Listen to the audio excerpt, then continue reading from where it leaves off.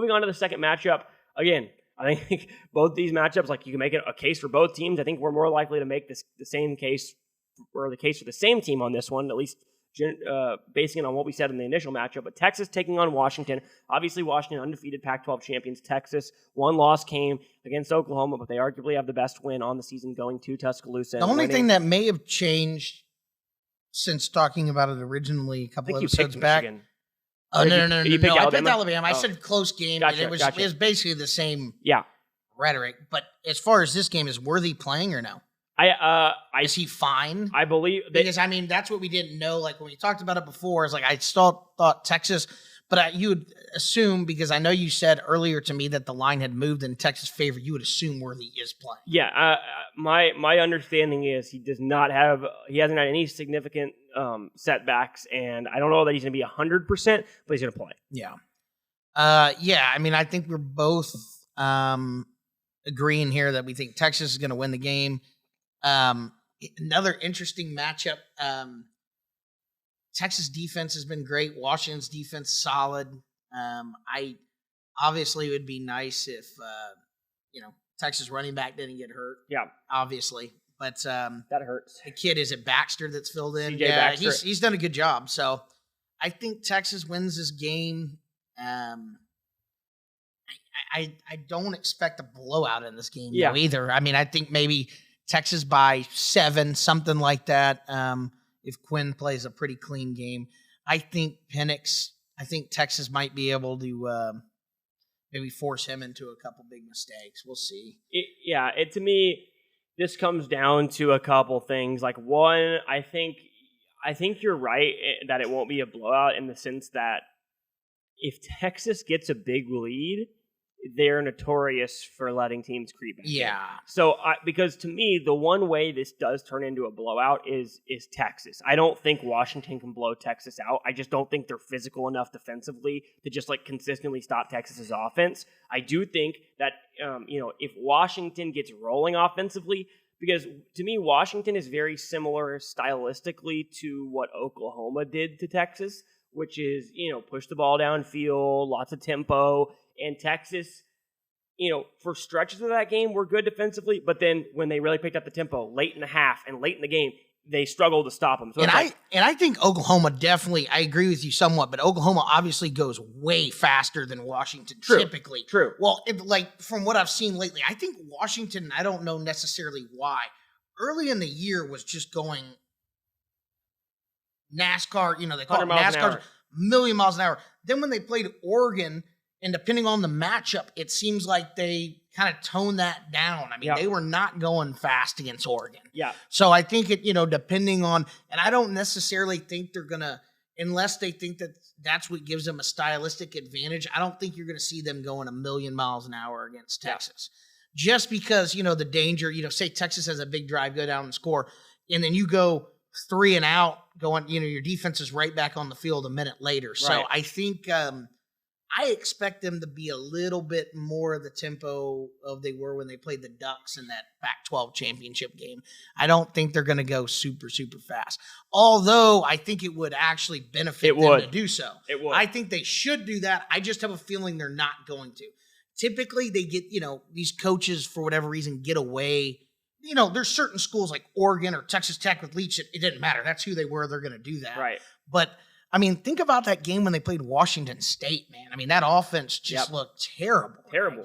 They didn't do anything. Dude, and you look at the second half of the season, right? Pretty much going through the Oregon game, they were averaging over 40 points a game. After that, I mean, it scored 15 against Arizona State in a game that I believe they had a pick 6 in that one. They scored one offensive touchdown. That's what I mean. They're such a weird team. Against Oregon State in that game in Corvallis, they scored 22. Against Washington State, they scored 24. So they've had a really, and Pennix hasn't looked like the same guy since. I don't think it's health. I've not been high on Michael Pennix, and I'm going to catch some heat for this because the first time we posted this, a lot of UW fans commented and did not like our take on Washington. But look, the truth of the matter is, Pennix has not been very accurate in the last 5 to 6 games, right? He played a really good game in the Pac-12 championship game. He stepped up. I think we both agreed, Oregon was a bit overrated, and that's kind of their defense, struggled against Texas Tech early in the year when they played them. They didn't play a lot of competition. But to me, this game kind of comes down to two things. One, I agree with you on the tempo. If Washington plays, and I understand the logic of it, right? Like that defense for Washington, it got better when they started slowing it down. Because when they sped it up, they couldn't stop a soul. And when they started playing more deliberate, yeah. The problem is, I think there's a huge mismatch with Texas offense versus Washington's defense. And I think Texas is going to score a lot of points.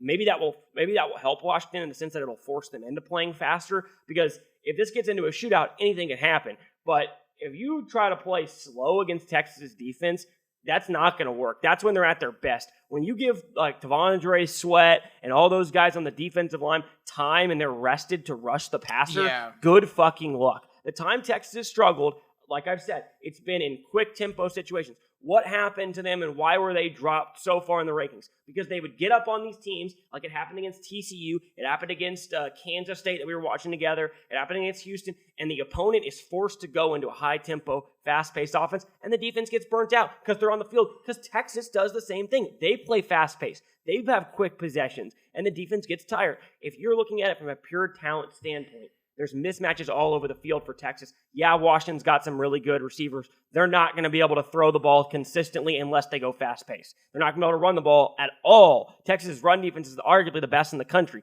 So it's going to be on the arm of Michael Pennix. It's going to be on whether or not they make use tempo. And then I think on the other side of the ball, the key matchup is, can they slow down Texas' run game and make them one-dimensional? Because I don't see a path for Washington slowing down Worthy and Baxter out of the backfield, and Jatavion Sanders, who's arguably the second best tight end and going to be an NFL top draft pick. Like, there's just too much talent. A.D. Mitchell, Jordan Whittington. They have five-star guys all over the field. Washington has one good cornerback who can cover. I don't see how they slow them down through the air. They need to commit to the run, make them one-dimensional, and force Quinn Ewers to make some mistakes. That's how Washington has a path to victory here. Yeah, I think they just have to go. The more and more I think about it is they just have to go as fast as they can, like Oklahoma did. Try to win the game that way.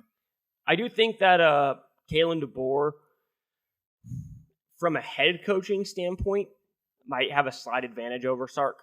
I think if you're looking at it from a play calling standpoint, I think Sark maybe is a little bit better. Sark's a better play caller. Sark's a very good play caller. When you're looking at it from like decisions from a head coach, like Sark's going to make a big mistake in this game. He just always does. He always makes one bad decision. It's either going to be a fourth down that he shouldn't go for, or it's going to be a thing where he lets, last in the Big 12 championship, he took a delay a game instead of calling a timeout and it cost him a field goal. Like, he always makes one big mistake.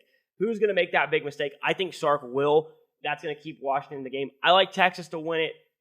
It's going to be real, real tight, and I think UT wins by 3. I think literally they're going to win by a game-winning field goal in the last few seconds. I think they'll have a big lead. Washington will storm back. Texas will have a drive at the end and win the game on a field goal, and I think it'll be Texas and Michigan. Yeah, I'll say Texas by 7. Yeah. Something like that. But I do think we both agree, like, these are probably two of the biggest coin flip matchups we've seen in a long time. Yeah, it's going to be fun to watch. Usually you get that 1 versus 4 in the line, it's like 14 points or something. Right. So, which we would have had if it was Florida State and Michigan. And so I'm glad we don't have that. As a fan, I cannot be upset at this. Although I've had to ask myself, am I being a bit biased, like betting on Michigan here, because I hate Alabama. I really do. But the more I look at it, the more I look at it, Like I have I'm pretty unbiased when it comes to betting money wise. I will bet on a team that I hate if I think they're going to win. And I really just see the matchup edges with Michigan in that one. And I think Texas has a few advantages themselves. But going to be a fun Monday. I believe the kickoff for the first game is at 4 p.m. our time, Central Standard Time, and I think 7:45 for the Texas game. So